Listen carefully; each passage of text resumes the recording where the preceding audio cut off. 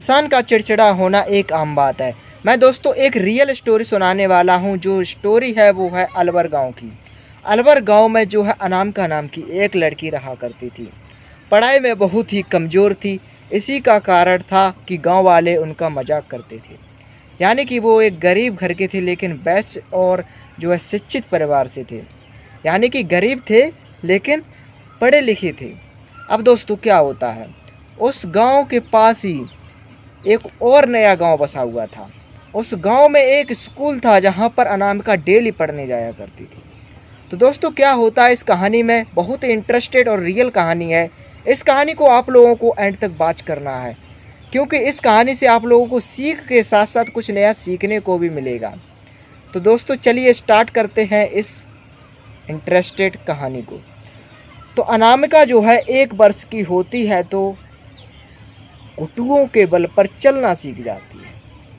उसके पिताजी ABCD पढ़ाया करते थे। ABCD पढ़ाने के बाद कहा करते थे कि बेटी आप जो है एक अच्छी IAS ऑफिसर बन सकती हो। यही उसके माइंड में हमेशा फीड किया करती थी और इन सब बातों को वो समझने लगी थी। लेकिन उसके घर के सामने एक नालायक इंसान का घर था, जहाँ पर 4 मेंबर रहते थे। एक लड़का, उसका पिता और उसका भाई।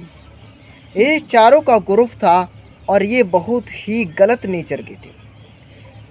हमेशा अनामिका को ताना दिया करते थे। जैसे अनामिका के नंबर कम आ जाते थे उससे तो कहते थे ये पढ़ती नहीं है, ये बस ऐसे ही जाती है, टाइम पास करने जाती है, बस लड़कों को देखने जाती है।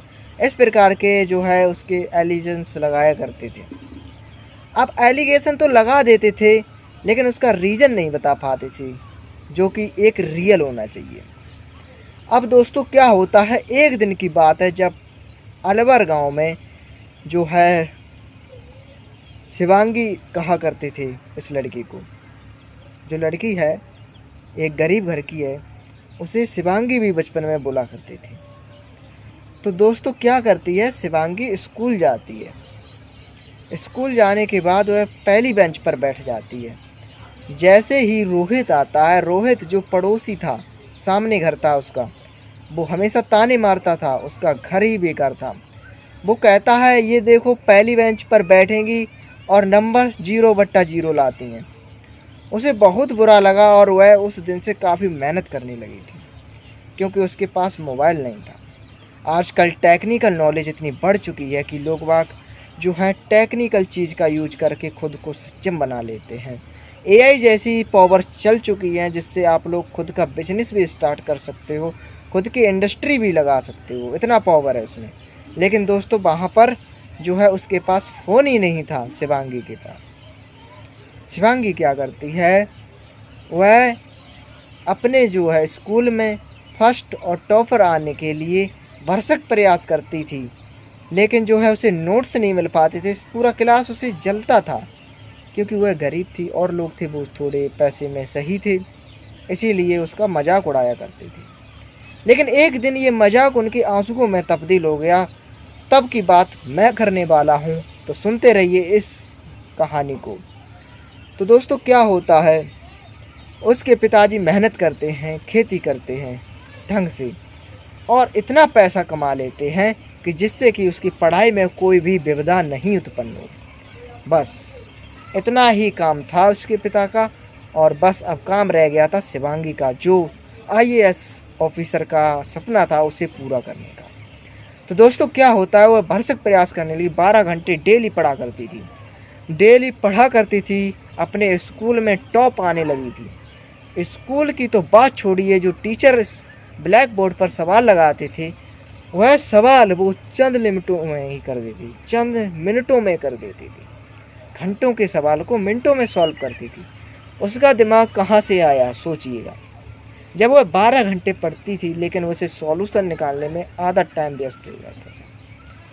12 घंटे में 6 घंटे उसके जो है बिल्कुल सेफ होते थे, सिक्योर होते थे, जिसमें वह ज्ञान को अपने माइंड में फीड कर सकती थी।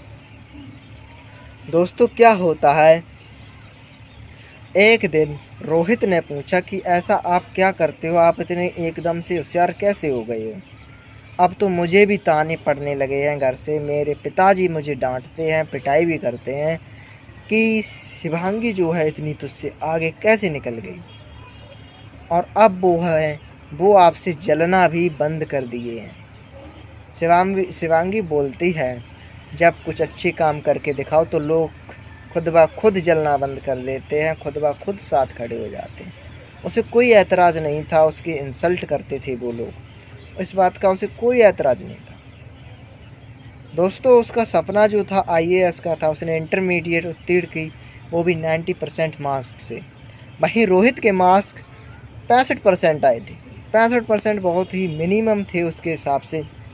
उसे जो है स्कॉलरशिप भी सरकार के द्वारा प्रोवाइड कराई गई। स्कॉलरशिप जैसे ही मिलती है, उसने इंजीनियर कोर्स को किया। इंजीनियर कोर्स के करने के बाद वह बहुत ही ऊंची पोस्ट पर जो है उसे नौकरी मिल जाती है। 1-1.5 लाख रुपए की सैलरी की नौकरी मिल जाती है उसे। लेकिन उसका सपना था IAS का, एक सम्मानजनित और एक रेस्पेक्टफुल उसका सपना था कि मेरे लोग रेस्पेक्ट करें, मेरे पिता का नाम रोशन है। तो IAS की क्वालिफिकेशन में उसने UPSC का एग्ज़ाम दिया। पहली बार में विफल हो गई। पहली बार में हर किसी को सफलता नहीं मिलती है दोस्तों। विफल होने के बाद उसने फिर ट्राई किया। जैसे ही उसने दोबारा ट्राई किया तो वह लेट पहुंचती है। दूसरी साल की मेहनत थी उसकी, लेट हो जाती है 2 मिनट, क्योंकि रिक्शा वाला था, उसे बिठाला नहीं था। टेम्पो वाले से मदद की, उसने मदद नहीं दी। पढ़ाई के नाम पर मदद नहीं दी इन लोगों ने। उसे बहुत बुरा लगा, वह लेट पहुंच पाई। लेकिन अब उसने सोच लिया था कि मुझे एक दिन पहले से ही उपस्थित होना है। 2 साल उसकी ऐसे ही बर्बाद हो गए।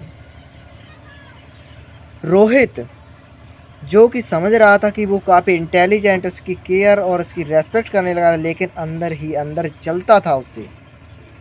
कहता था कि इसे तो मैं सक्सेस नहीं होने दूंगा, अगर ये सक्सेस होगी तो मेरे पिताजी मुझे मार ही डालेंगे। दोस्तों, क्या होता है, तीसरी बरस आती है, वह जाती है साइकिल को लेकर और एक दिन पहले पहुंच जाती है। एक दिन पहले पहुंचती है तो एंट्री भी हो जाती है उसकी, और उसने जो है एग्ज़ाम दिया। एग्ज़ाम में उसकी फर्स्ट रैंक आई। सोचिएगा, सबसे अच्छी रैंक। जब उसका इंटरव्यू हुआ तो उसके ज्ञान को देखकर जो प्रोफेसर बैठे थे वो भौंचक्के रह गए। कह रहे थे, लाइफ में कभी भी ऐसा स्टूडेंट मैंने नहीं पाया जो इतना ज्ञानधारी हो।